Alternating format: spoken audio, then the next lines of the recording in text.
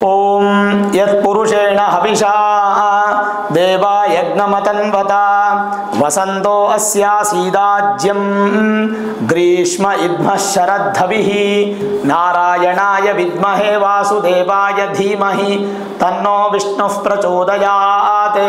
ಶ್ರೀ ಗುರುಭ್ಯೋ ನಮಃ. ಹರಿ ಓಂ.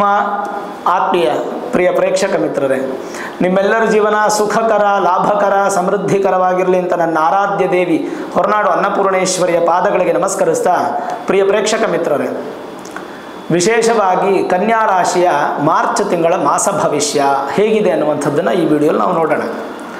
ಪ್ರಮುಖವಾದಂಥ ಬದಲಾವಣೆ ಅಂತಂದರೆ ಈ ತಿಂಗಳಲ್ಲಿ ಅಪ್ಪ ಮಗನ ಬದಲಾವಣೆ. ಒಂದು ಸೂರ್ಯ 14ನೇ ತಾರೀಕು ಬದಲಾವಣೆ ಆಗ್ತಾ ಇದ್ದಾರೆ, 6ನೇ ಮನೆಯಿಂದ 7ನೇ ಮನೆಗೆ ಬರ್ತಾ ಇದ್ದಾರೆ. ಶನಿ ಪರಮಾತ್ಮ ಅವರು ಕೂಡ 6ನೇ ಮನೆಯಿಂದ 7ನೇ ಮನೆಗೆ 28ನೇ ತಾರೀಕು ಬರ್ತಾ ಇದ್ದಾರೆ. ಇದೆರಡೇ ಮೇಜರ್ ಬದಲಾವಣೆಗಳು ಈ ಮಾರ್ಚ್ ತಿಂಗಳಲ್ಲಿ ಇರೋದು. ಅದರಲ್ಲೂ ಕೂಡ ಕನ್ಯಾ ರಾಶಿಯವರಿಗೆ ಕಂಟಕ ಶನಿ ಅನ್ನುವಂಥದ್ದು ಪ್ರಾರಂಭ ಆಗ್ತಾ ಇದೆ. ಮಾರ್ಚ್ 28ರಿಂದ ಕಂಟಕ ಶನಿ ಪ್ರಾರಂಭ ಆಗ್ತಾ ಇದೆ. ಸರಿ, ಮಾರ್ಚ್ 28ರ ನಂತರ ತಾನೇ ನಮಗೆ ಅದು ಕಂಟಕ ಶನಿ ಇದೆ, ಅಷ್ಟರವರೆಗೂ ಮಾರ್ಚಲ್ಲಿ ಯಾವುದೂ ತೊಂದರೆ ಇಲ್ವಲ್ಲ. ಈ ಮಾರ್ಚ್ ತಿಂಗಳ ಭವಿಷ್ಯ ಹೇಗಿದೆ ಅನ್ನುವಂಥದ್ದು ನೋಡೋದಾದರೆ, ಪ್ರಮುಖವಾಗಿ ನಿಮ್ಮ ರಾಶಿಯಾಧಿಪತಿ ಹಾಗೂ ಕರ್ಮಸ್ಥಾನಾಧಿಪತಿ ಆಗಿರತಕ್ಕಂಥ ಬುಧ ನೀಚ ಸ್ಥಾನದಲ್ಲಿದ್ದರೂ 7ನೇ ಮನೆಯಲ್ಲಿ ಶುಕ್ರನೊಟ್ಟಿಗೆ ಇರೋದ್ರಿಂದ ನೀಚಭಂಗ ರಾಜಯೋಗವಾಗಿ ಭಾಳ ಒಳ್ಳೆಯ ಉಚ್ಚ ಫಲವನ್ನು ಕೊಡ್ತಾ ಇದ್ದಾನೆ. ಹಾಗಾಗಿ ನಿಮ್ಮ ಶರೀರ ಈ ತಿಂಗಳು ತುಂಬ ಬಲಿಷ್ಠವಾಗಿದ್ದು, ನಿಮ್ಮ ಕರ್ಮ ವಿಪಾಕ ಅಂದರೆ ನಿಮ್ಮ ವೃತ್ತಿ, ನಿಮ್ಮ ಉದ್ಯೋಗ ಏನಿದೆ ಭಾಳಷ್ಟು ಸ್ಥಿರತೆಯನ್ನು ಕಾಪಾಡಿಕೊಳ್ಳುತ್ತೆ. ಒಂದು ಸ್ಟ್ರಾಂಗ್ ಆಗಿರ್ತಕ್ಕಂಥ ಸ್ಟೆಬಿಲಿಟಿ ಅನ್ನೋದು ಈ ತಿಂಗಳಲ್ಲಿ ನಿಮಗೆ ಕನ್ಫರ್ಮ್ ಆಗುತ್ತೆ. ನಿಮ್ಮದು ಸ್ವಲ್ಪ ಪ್ರಯತ್ನ ಮಾತ್ರ ಬೇಕು, ಉದ್ಯೋಗದ ವಿಚಾರದಲ್ಲಿ ಸ್ವಲ್ಪ ಪ್ರಯತ್ನ ಮಾತ್ರ ಬೇಕು ಕನ್ಯಾ ರಾಶಿಯವರು.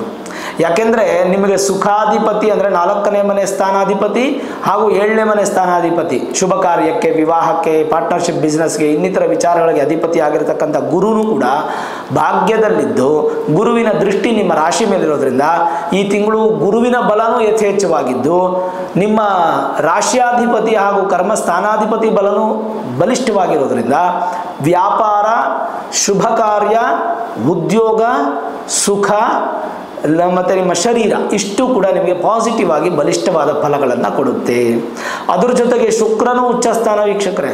ಶುಕ್ರ ದ್ವಿತೀಯ ಮತ್ತು ಭಾಗ್ಯಾಧಿಪತಿ ಅಂದರೆ 2ನೇ ಮನೆ ಮತ್ತು 9ನೇ ಮನೆಗೆ ಅಧಿಪತಿಯಾದಂಥ ಶುಕ್ರನು ಕೂಡ ಸಪ್ತಮದಲ್ಲಿ ಉಚ್ಚಸ್ಥಾನ. ನೋಡಿ, ಈ ತಿಂಗಳು ಅಚಾನಕ್ಕಾಗಿ ನಿಮಗೆಲ್ಲ ಶುಭಗಳೇ ನಡೆಯುತ್ತೆ, ಶುಭ ಕಾರ್ಯಗಳೇ ನಡೆಯುತ್ತೆ. ಶುಭ ಅನ್ನುವಂಥದ್ದು ಬಿಟ್ಟರೆ ಅಶುಭ ಅನ್ನುವಂಥದ್ದು ಈ ತಿಂಗಳಲ್ಲಿ ಕನ್ಯಾ ರಾಶಿಯವ್ರಿಗಿಲ್ಲ. ನಾನು ಹೇಳೋದಲ್ಲ ಪ್ರಾರಂಭದಲ್ಲೇ, ನಿಮ್ಮ ಪ್ರಯತ್ನ ಒಂದು ಸ್ವಲ್ಪ ಇರಬೇಕು, ಅಷ್ಟು ಬಿಟ್ಟರೆ ಇನ್ನೇನೋ ಭಯಪಡೋ ಅವಶ್ಯಕತೆ ಇಲ್ಲ. ವಿದ್ಯೆಗೆ ಅಧಿಪತಿ ಬುಧ, ವಿದ್ಯಾಭ್ಯಾಸಕ್ಕೇನು ತೊಂದರೆ ಇಲ್ಲ. ಇನ್ನು ವಿಶೇಷವಾಗಿ ವ್ಯಾಪಾರಕ್ಕೆ ಅಧಿಪತಿ ಬುಧ, ವ್ಯಾಪಾರಕ್ಕೆ ಸಮಸ್ಯೆ ಇಲ್ಲ.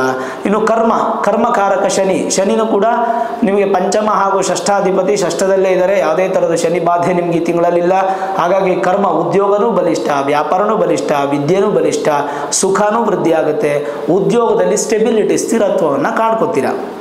ಜೊತೆಗೆ ತೃತೀಯ ಮತ್ತು ಅಷ್ಟಮಾಧಿಪತಿಯಾಗಿರತಕ್ಕಂಥ ಕುಜನು ಕೂಡ ನಿಮ್ಮದೇ ಇನ್ನೊಂದು ರಾಶಿಯಲ್ಲಿದ್ದಾರೆ. ಅಂದರೆ ಕನ್ಯಾ ರಾಶಿಗೆ ಅಧಿಪತಿ ಬುಧನಿಗೆ ಇನ್ನೊಂದು ರಾಶಿ ಇದೆ ಅಂದರೆ ಮಿಥುನ. ಆ ರಾಶಿಯಲ್ಲೇ ಕುಜ ಇರೋದ್ರಿಂದ ಕುಜದೋಷ ಇಲ್ಲ, ಯಾವುದೇ ಥರದ ಭಯ ಇಲ್ಲ, ಉಗ್ರತ್ವ ಇಲ್ಲ. ಏನಂದರೆ ಒಂದು ಸ್ವಲ್ಪ ಈ ವ್ಯವಸಾಯ ಮಾಡೋರಿಗೆ ಒಂದು ಸ್ವಲ್ಪ ಹಿನ್ನಡೆ ಆಗುವಂಥದ್ದು, ಭೂಮಿ ಸಂಬಂಧಪಟ್ಟಂಥ ವ್ಯವಹಾರದಲ್ಲಿ ಸ್ವಲ್ಪ ಹಿನ್ನಡೆ ಆಗುವಂಥದ್ದು, ಸ್ವಲ್ಪ ಕೋಪ, ಉಗ್ರತ್ವ ಜಾಸ್ತಿ ಬರುವಂಥದ್ದು ಸಾಧ್ಯತೆಗಳಿದೆ. ಅದನ್ನು ನೀವು ಬ್ಯಾಲೆನ್ಸ್ ಮಾಡಿಕೊಂಡ್ರೆ ಸಾಕು, ಅದೇನು ದೊಡ್ಡ ಸಮಸ್ಯೆ ಆಗಲಿಕ್ಕಿಲ್ಲ, ಅಥವಾ ಅದರಿಂದ ನಿಮಗೇನು ಪ್ರಾಬ್ಲಮ್ಮು ಆಗಲಿಕ್ಕೇನಿಲ್ಲ. ಬಟ್ ಶುಭ ಫಲ ಅಂತೂ ಖಂಡಿತವಾಗ್ಲೂ ನಿಮಗೆ ಈ ಒಂದು ತಿಂಗಳಲ್ಲಿ ಯಥೇಚ್ಛವಾಗಿ ನಿಮಗೆ ಸಿಗೋದರಲ್ಲಿ ಸಂದೇಹ ಇಲ್ಲ. ಉದ್ಯೋಗ, ವ್ಯಾಪಾರ, ವ್ಯವಹಾರ ಎಲ್ಲ ಆನಂದಮಯವಾಗಿರುತ್ತೆ.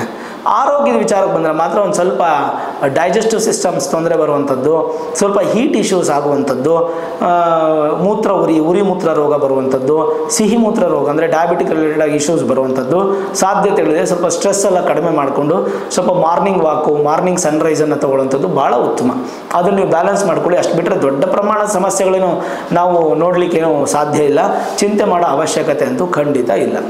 ಜನರಲೈಸ್ ಆಗಿ ನೋಡೋದಾದರೆ ಶುಭ ಫಲ ಏನಪ್ಪ ಅಂತಂದರೆ ನೆಮ್ಮದಿಯ ವಾತಾವರಣ, ನೂತನ ಕೆಲಸದಲ್ಲಿ ಜಯಪ್ರಾಪ್ತಿ, ಆಕಸ್ಮಿಕ ಧನಲಾಭ, ಸಾಲ ಬಾಧೆ ಕಡಿಮೆ ಆಗುತ್ತೆ, ಶತ್ರು ಬಾಧೆಗಳು ನಿವಾರಣೆ ಆಗುತ್ತೆ, ಮತ್ತು ಕೋರ್ಟು ಕಚೇರಿ ವಿಚಾರದಲ್ಲಿ ಜಯಪ್ರಾಪ್ತಿ ಇದೆ.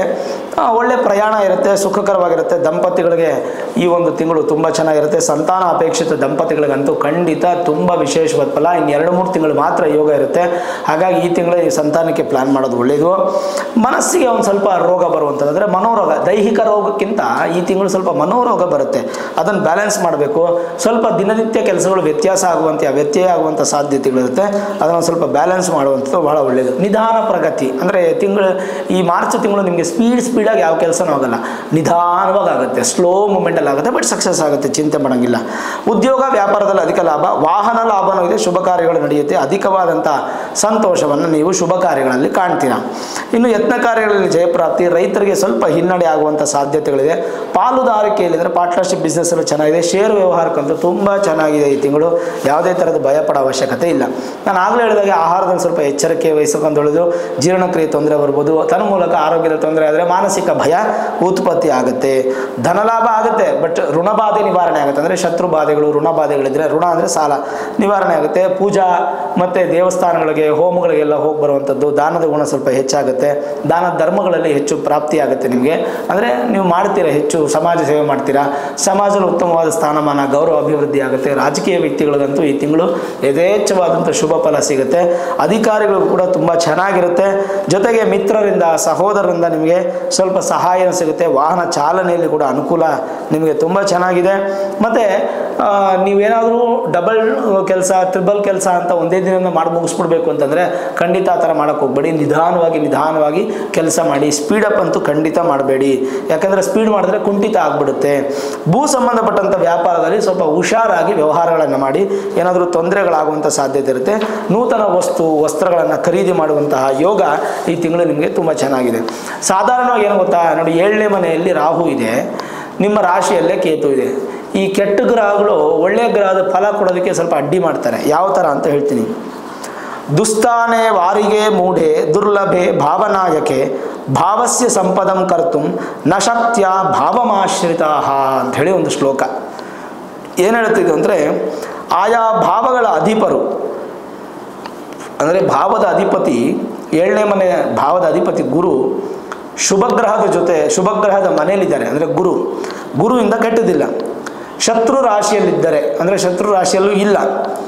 ಆದರೆ ತಮ್ಮ ಆಧಿಪತ್ಯದ ಭಾವಸಿದ್ಧಿಯನ್ನು ಉಂಟು ಮಾಡುವಂತಂದರೆ, ತಮ್ಮ ಆಧಿಪತ್ಯ, ಯಾವ ಮನೆ ಆಧಿಪತ್ಯ ಇದೆ ಗುರುಗೆ? ಮೀನರಾಶಿ. ಈಗ ಕನ್ಯಾ ರಾಶಿಯವರಿಗೆ ಮೀನರಾಶಿ 7ನೇ ಮನೆ. ಯಾರ್ಯಾರಿದ್ದಾರೆ 7ನೇ ಮನೆಯಲ್ಲಿ?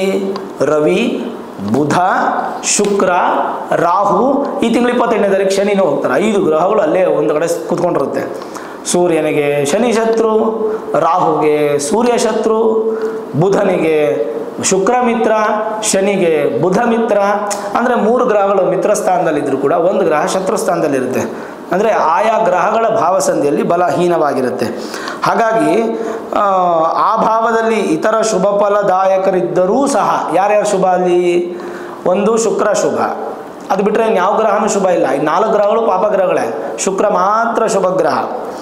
ಶುಭ ಫಲ ಗ್ರಹವನ್ನು ಅಂದರೆ ಶುಭ ಫಲದ ಗ್ರಹಗಳು ಶುಭವನ್ನು ಕೊಡೋದಕ್ಕೆ ಅಡ್ಡಿ ಮಾಡುತ್ತೆ. ಈ 4 ಗ್ರಹಗಳು ಯಾವ್ದು? ಶನಿ, ಸೂರ್ಯ, ರಾಹು ಹಾಗೂ ವಿಶೇಷವಾಗಿ ಬುಧನೂ ಕೂಡ ಅಷ್ಟೇ. ಪಾಪಗ್ರಹ ಜೊತೆ ಸೇರಿದ್ರೆ ಪಾಪ ಫಲ, ಪುಣ್ಯಗ್ರಹ ಜೊತೆ ಸೇರಿದ್ರೆ ಪುಣ್ಯ ಫಲ.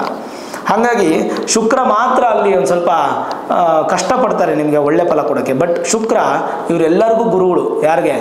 ಶನಿಗಾಗ್ಬೋದು, ರಾಹುಗಾಗ್ಬೋದು, ಬುಧರಿಗಾಗ್ಬೋದು, ಎಲ್ಲರಿಗೂ ಗುರುಗಳೇ. ಆದ್ದರಿಂದ ಆ ಶುಭ ಫಲ ನೀವು ಅಪೇಕ್ಷೆ ಪಡ್ಬೋದು. ಅಂದರೆ ಭಾವಸ್ಥಿತರಿಂದ ಭಾವನಾಯಕರಿಗೆ ಪ್ರಾಶಸ್ತ್ಯ ಬಂದು ಹಾಗಾಯಿತು. ಅಂದರೆ ಪ್ರಾಶಸ್ತ್ಯ ಶುಕ್ರನಿಂದ ನಿಮ್ಗೆ ಒಳ್ಳೆ ಫಲ ಸಿಗುತ್ತೆ. ಭಯಪಡೋ ಅವಶ್ಯಕತೆ ಇಲ್ಲ. ಈ ತಿಂಗಳು ಯಾವುದು ಪರಿಹಾರಗಳು ಅವಶ್ಯಕತೆ ಇಲ್ಲ.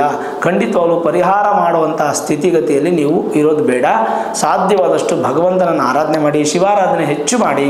ಅದರಿಂದ ನಿಮ್ಗೆ ವಿಶೇಷ ಫಲ ಸಿಗುತ್ತೆ. ಯಾವುದೇ ಥರದ ಕನ್ಯಾ ರಾಶಿಯವರಿಗೆ ಈ ತಿಂಗಳು ಕೆಟ್ಟದ್ದಿಲ್ಲ. ಈ ತಿಂಗಳು ಪೂರ್ತಿನೂ ಒಳ್ಳೆಯ ಸಮಯನೇ, ಚಿಂತೆ ಮಾಡೋ ಅವಶ್ಯಕತೆ ಇಲ್ಲ. ಆದರೆ ಮಾರ್ಚ್ 28ನೇ ತಾರೀಕು ಏನಾಗುತ್ತೆ? ಶನಿ ಬದಲಾವಣೆ ಆಗುತ್ತೆ. 7ನೇ ಮನೆಗೆ ಶನಿ ಬರ್ತಾರೆ. ಕಂಟಕ ಶನಿ ಪ್ರಾರಂಭ ಆಗುತ್ತೆ. 2.5 ವರ್ಷ ಕಂಟಕ ಶನಿ, ಅದಾದಮೇಲೆ 2.5 ವರ್ಷ ಅಷ್ಟಮ ಶನಿ, ಇನ್ನು 5 ವರ್ಷ ಶನಿ ಪ್ರಭಾವದಲ್ಲೇ ಕನ್ಯಾ ರಾಶಿಯವರು ಇರ್ತೀರ. ಸರಿ, 5 ವರ್ಷದಲ್ಲಿ ಶನಿ ಪ್ರಭಾವದಲ್ಲಿ ಕನ್ಯಾ ರಾಶಿಯವರು ಇರ್ತೀರ ಅಂತಂದರೆ, ಈ ಮಾರ್ಚ್ 28ನೇ ತಾರೀಕು ಶನಿ ಬದಲಾವಣೆ ಆಗ್ತಾ ಇದೆ ಅಂತಂದರೆ, ಶನಿ ಶಾಂತಿ ಎಲ್ಲ ಕಡೆ ಮಾಡ್ತಾ ಇರ್ತಾರೆ. ನಿಮ್ಮ ಊರು ಸುತ್ತಮುತ್ತ, ನಿಮ್ಮ ಮನೆ ಸುತ್ತಮುತ್ತ, ನಿಮ್ಮ ಗ್ರಾಮದಲ್ಲಿ ಎಲ್ಲಾದರೂ ಮಾಡ್ತಾ ಇರ್ತಾರೆ. ಶನಿ ಶಾಂತಿ ಮಹಾಯಾಗಗಳನ್ನು ಮಾಡ್ತಾ ಇರ್ತಾರೆ. ಅಂದರೆ ನೆಕ್ಸ್ಟ್ ಡೇ 29ನೇ ತಾರೀಕು ಮಾರ್ಚ್ ತಿಂಗಳು ಮಾಡ್ತಾ ಇರ್ತಾರೆ. ಎಲ್ಲಾದರೂ ಆಗಲಿ ಕಡ್ಡಾಯವಾಗಿ ಪಾಲ್ಗೊಳ್ಳಲೇಬೇಕು. ಕನ್ಯಾ ರಾಶಿಯವರು ಮ್ಯಾಂಡೇಟ್ರಿಯಾಗಿ ನಿಮ್ಮ ಪೂಜೆಗೆ ನೀವು ಕೊಡಬೇಕು. ಎಲ್ಲೂ ನಿಮ್ಗೆ ಅನುಕೂಲ ಆಗಲಿಲ್ವಾ, ನಾನು ನಿಮ್ಮ ಸಹಕಾರದೊಂದಿಗೆ 1 ಲಕ್ಷ ಸ್ವಾಹಾಕಾರದ ಶನೈಶ್ಚರ ಮಹಾಯಜ್ಞವನ್ನು ಮಾಡ್ತಾ ಇದ್ದೇನೆ, ಯಾಗವನ್ನು ಮಾಡ್ತಾ ಇದ್ದೇನೆ. ಈ ಯಾಗಕ್ಕೆ ನೀವು ಪಾಲ್ಗೊಳ್ಳಬೇಕಾದ್ರೆ nityasauಭಾಗ್ಯ.in ಅನ್ನುವಂತಹ ವೆಬ್ಸೈಟ್ಗೆ ನೀವು ಲಾಗಿನ್ ಆಗಬೇಕು. ಅದರೊಂದು ಫಾರ್ಮ್ ನಿಮಗೆ ಕಾಣುತ್ತೆ. ಅದರಲ್ಲಿ ನಿಮ್ಮ ಗೋತ್ರ, ನಕ್ಷತ್ರ, ರಾಶಿ, ಹೆಸರು ಎಲ್ಲ ಟೈಪ್ ಮಾಡಿ, ನಿಮ್ಮ ಪಿನ್ ಕೋಡ್ ಸಮೇತವಾಗಿ ಪೋಸ್ಟಲ್ ಅಡ್ರೆಸ್ಸನ್ನು ಟೈಪ್ ಮಾಡಿ, ಅದರಲ್ಲಿ 431 ರೂಪಾಯಿ ಸ್ಕ್ಯಾನರ್ ಕಾಣುತ್ತೆ ನಿಮಗೆ. ಆ 431 ರೂಪಾಯಿ ನೀವು ಅದರಲ್ಲಿ ಪೇ ಮಾಡಿದ್ರೆ, ಪೇ ಮಾಡಿಬಿಟ್ಟು ಆ ಸ್ಕ್ಯಾನರ್ ಪೇ ಆಗಿರೋಂಥ ಸ್ಕ್ರೀನ್ಶಾಟ್ನ ಅಪ್ಲೋಡ್ ಮಾಡಿ ರಿಜಿಸ್ಟ್ರೇಷನ್ ಪ್ರಾಸೆಸ್ನ ಕಂಪ್ಲೀಟ್ ಮಾಡಿಕೊಂಡ್ರೆ ನಿಮ್ಮ ಹೆಸರಲ್ಲಿ ನಿಮ್ಮ ಗೋತ್ರ ನಕ್ಷತ್ರ ರಾಶಿಯಲ್ಲಿ ಈ ಶನೈಶ್ಚರ ಮಹಾಯಾಗವನ್ನು ಮಾಡಿ ಆ ಪೂಜಾ ಪ್ರಸಾದವನ್ನು ಕೊರಿಯರ್ ಮುಖಾಂತರ ಒಂದು ಕುದುರೆಲಾಳ ಹಾಗೂ ಮಂತ್ರಾಕ್ಷತೆಯನ್ನು ಕಳಿಸಲಾಗುತ್ತೆ. ಈ ಕುದುರೆಲಾಳ ಮಂತ್ರಾಕ್ಷತೆಯನ್ನು ನೀವು ಮನೆಯಲ್ಲಿ ಮೈನ್ ಡೋರ್ಗೆ ಹೊಡಿಬೋದು, ಪೂಜೆ ಮಾಡ್ಬೋದು, ದೇವ್ರ ಮನೇಲಿ ಇಟ್ಕೋಬೋದು. 3-4 ಬಂತು ಅಂತಂದರೆ ಒಂದು ಕಾರಲ್ಲಿ ಇಟ್ಕೋಬೋದು. ಈ ಥರ ನೀವು ಅದನ್ನು ಪೂಜೆ ಮಾಡೋದ್ರಿಂದ ಶನಿಯಿಂದ ಯಾವುದೇ ಕೆಟ್ಟದ್ದು ಆಗದೆ ನಿಮಗೆ ಭಗವಂತ ಕಾಪಾಡ್ತಾನೆ. ಇದಲ್ಲದೆ ನೀವು ರಿಜಿಸ್ಟ್ರೇಷನ್ ಪ್ರಾಸೆಸ್ ಕಂಪ್ಲೀಟ್ ಮಾಡ್ಕೊಳ್ಳೋಕೆ ಕಷ್ಟ ಆಗುತ್ತೆ ಅಂತಂದರೆ ಕೆಳಗಡೆ ಕಾಣ್ತಾ ಇರ್ತಕ್ಕಂಥ ನಂಬರ್ಸ್ ಇದೆಯಲ್ಲ, ಫಾರ್ ಸೇವಾ ಕಾಂಟ್ಯಾಕ್ಟ್ ಅಂತ, ಆ ಸೇವಾ ಕಾಂಟ್ಯಾಕ್ಟ್ ನಂಬರ್ಗೆ ನೀವು ಕರೆ ಮಾಡಿದ್ರೆ ನಮ್ಮ ಟೆಲಿಕಾಲರ್ಸು ನಿಮ್ಗೆ ಅದನ್ನು ರಿಸೀವ್ ಮಾಡಿ ನಿಮ್ಗೆ ಎಜುಕೇಟ್ ಮಾಡಿ ರಿಜಿಸ್ಟ್ರೇಷನ್ ಪ್ರಾಸೆಸ್ನ ಕಂಪ್ಲೀಟ್ ಮಾಡ್ಕೊಳ್ಳೋದಕ್ಕೆ ನಿಮಗೆ ಸಪೋರ್ಟ್ ಮಾಡ್ತಾರೆ. ಒನ್ಸ್ ರಿಜಿಸ್ಟರ್ ಆದಮೇಲೆ ನಿಮ್ಗೆ ಅಲ್ಲೇನು ಮೆಸೇಜ್ ಏನೂ ಬರೋಲ್ಲ, ನಮಗಿಲ್ಲಿ ಕನ್ಫರ್ಮೇಷನ್ ಆಗಿರುತ್ತೆ, ಪೂಜೆ ಆಗುತ್ತೆ, ಪ್ರಸಾದ ನಿಮ್ಮ ಮನೆಗೆ ಬರುತ್ತೆ.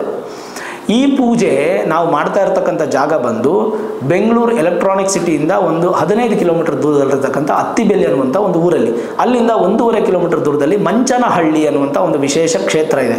ಅಲ್ಲಿ ಬಸವ ಕ್ಷೇತ್ರ, ಶನೈಶ್ಚರನ ಕ್ಷೇತ್ರನೂ ಹೌದು. ಅಂದರೆ ನಡೆದಾಡುವ ಬಸವಣ್ಣ ಇರುವಂಥ ಜಾಗ. ಅಲ್ಲಿ ಹೋಗಿ ಆ ಬಸವಣ್ಣನ ಹತ್ರ ನಾವು ಪರ್ಮಿಷನ್ ಕೇಳಿದಾಗ ಆ ಬಸವಣ್ಣ ನಮಗೆ ಆಯಿತು ತಥಾಸ್ತು ಮಾಡಿ ಅಂಥೇಳಿ ಬಲಗಾಲಿಂದ ಆಶೀರ್ವಾದ ಮಾಡಿದ ಮೇಲೇ ನಾವು ಈ ಕಾರ್ಯಕ್ರಮನ ಅಲ್ಲಿ ಮಾಡಬೇಕಂತ ಫಿಕ್ಸ್ ಮಾಡಿದ್ದು. ಆ ವಿಡಿಯೋನು ಕೂಡ ನೀವು ಚಿಕ್ಕದಾಗಿ ತುಣುಕು ಬರುತ್ತೆ, ಅದನ್ನು ನೋಡ್ಬೋದು ನೀವು.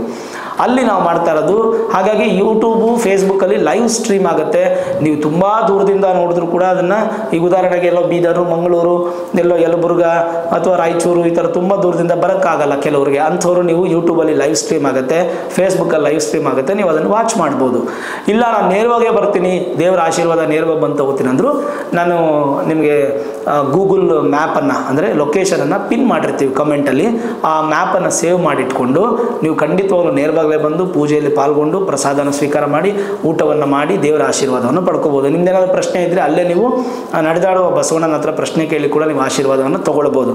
ಆದರೆ ಒಂದು ವಿಶೇಷ ಮಾಹಿತಿ ಏನಪ್ಪ ಅಂದರೆ ಕುದುರೆಲಾಳ ಹಾಗೂ ಮಂತ್ರಾಕ್ಷತೆ ಪ್ರಸಾದ ನಿಮ್ಗೆ ಅಲ್ಲಿ ಕೊಡೋದಿಲ್ಲ, ಅದು ಕೊರಿಯರ್ ಮುಖಾಂತರನೇ ಬರುತ್ತೆ. ಯಾಕಂದರೆ ಕನ್ಫ್ಯೂಷನ್ ಆಗುತ್ತೆ, ಹಾಗಾಗಿ ಕೊರಿಯರ್ ಮುಖಾಂತರನೇ ಬರುತ್ತೆ. ನೀವೇನು ಅದ್ರ ಬಗ್ಗೆ ಚಿಂತೆ ಮಾಡೋ ಅವಶ್ಯಕತೆ ಇಲ್ಲ. ಒಂದು 10 ರಿಂದ 15 ದಿನ ನಿಮಗೆ ಸಮಯ ಹಿಡಿಬೋದು, ಒಟ್ಟು ಕುದುರೆಲಾಳ ನಿಮಗೆ ಪ್ರಸಾದವಾಗಿ ಬರುತ್ತೆ.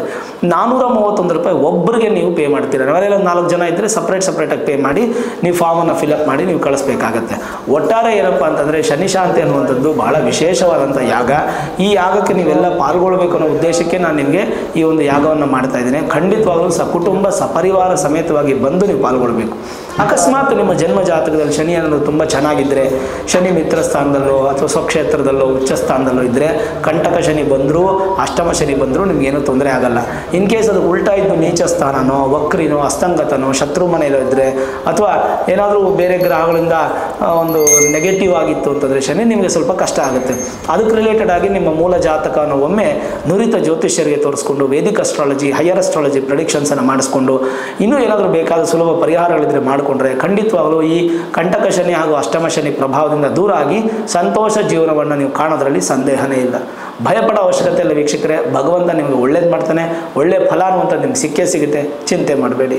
ನೋಡಿದ್ರಲ್ಲ ಕನ್ಯಾ ರಾಶಿಯವರ ಮಾರ್ಚ್ ತಿಂಗಳ ಮಾಸ ಭವಿಷ್ಯ.